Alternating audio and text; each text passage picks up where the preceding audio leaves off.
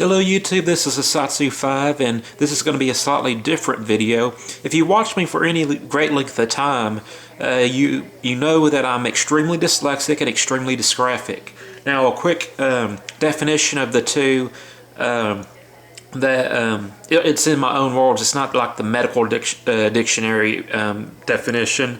It's just a way that I describe it that I feel makes sense. Dyslexia is like having a autocorrect in your brain that doesn't work correctly. You see a few letters in the shape of the word and your mind automatically decides what that word means. There was kind of an interesting story that there was a road in Lufkin that says that's Denman Road. And for years I thought it was Dead Man's Road because when I looked at it, my brain automatically autocorrected into Dead Man's Road.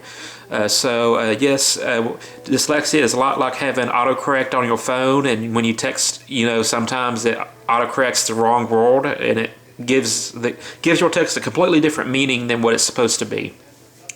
And it's very, very noticeable when learning to read or learning to speak a different language. It still happens in my native language, but when you're in the learning process, that's when it's like very, very apparent. Now, dysgraphia I've described to some as like getting a hammer and bashing your hand in and then trying to write.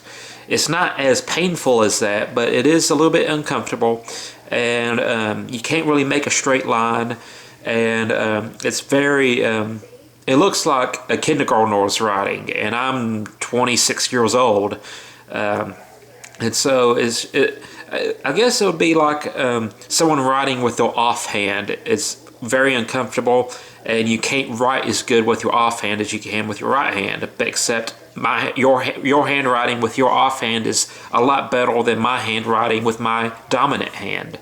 So dyslexia and dysgraphia has really shaped my life a lot, and I had to adapt in certain ways, and one of the ways I adapted in reading and writing, especially in writing, is that when I write certain letters like B, D, N, H, I write them in capital letters, even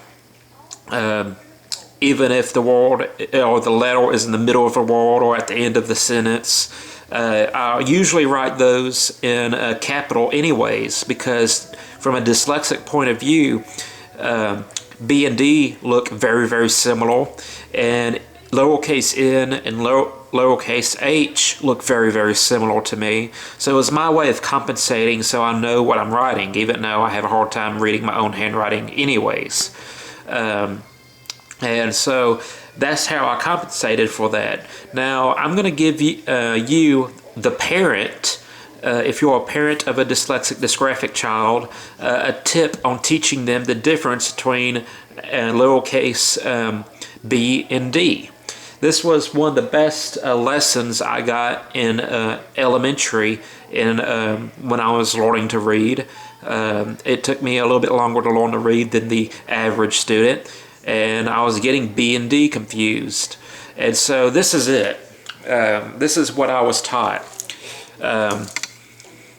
Do your hands like this, and then you say your ABCs, A, B, C, D. So in order from left to right, you got your B, and then C, D, and that's how your B's and D's are supposed to face. Your left hand forms the lowercase b, and your right hand forms the lowercase d. And I found this extremely helpful, and I still tend to write B's and D's in capital letters because that's just what I grew up doing. Because it's a very hard habit to break, because that's just what I did to compensate. But I know the difference between B and D, just like I know the difference between lowercase n and h. It's just sometimes, writing them in the capital form, it makes it easier for me to understand it when I'm looking back at notes and such, because I'm dyslexic and dysgraphic. So I hope this video helped to any parents who want to teach their kid the difference between lowercase b and d. I found that very helpful, A, B, C, D. very helpful for me when I was learning to read. So I hope y'all have a great day. I'm a Satsu 5, and I'm out.